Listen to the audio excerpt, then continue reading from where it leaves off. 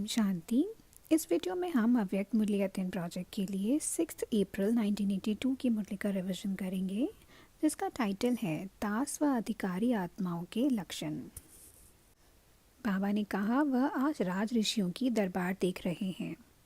राज अर्थात अधिकारी और ऋषि अर्थात सर्वत्यागी, त्यागी और तपस्वी।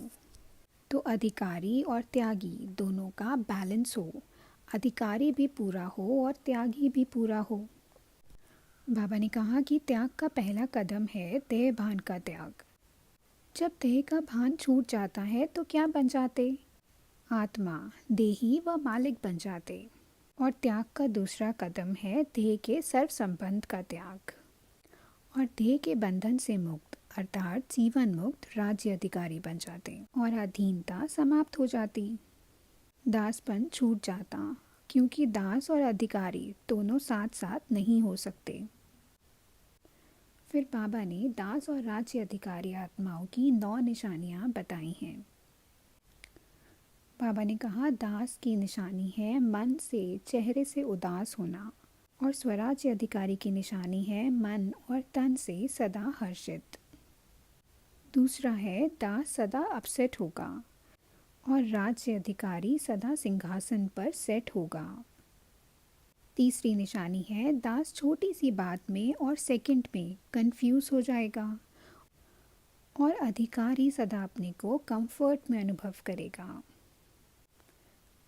चौथी निशानी है दास किसी भी परिस्थिति, कोई भी व्यक्ति, कोई भी वैभव, वायुमंडल के प्रभाव में आकर अपनी शान से परे हो, परेशान हो जाते।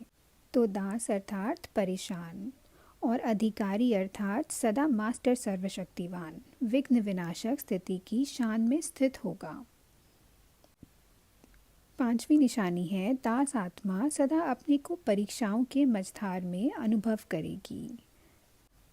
वही अधिकारी आत्मा माझी बन नैया को मज़े से परीक्षाओं की लहरों से खेलते खेलते पार करेगी। छठी निशानी है कि दास आत्माएं कर्म लीला में बिजी रहते, एक परेशानी को दूर करते तो दूसरी आ जाती, दूसरी को दूर करते तो तीसरी आ जाती।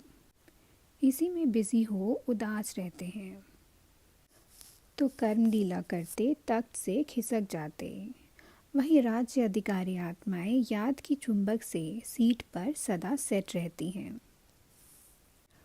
सातवीं निशानी है दास आत्माएं सदा अर्जियां डालते रहते, 3 मास से परेशान हूँ, 6 मास से सोच रहा था, इतनी अर्जियां मिलकर फाइल हो जाती। पर बाबा ने कहा कि यह भी सोच लो कि जितनी बड़ी फाइल है उतना फाइन देना पड़ेगा।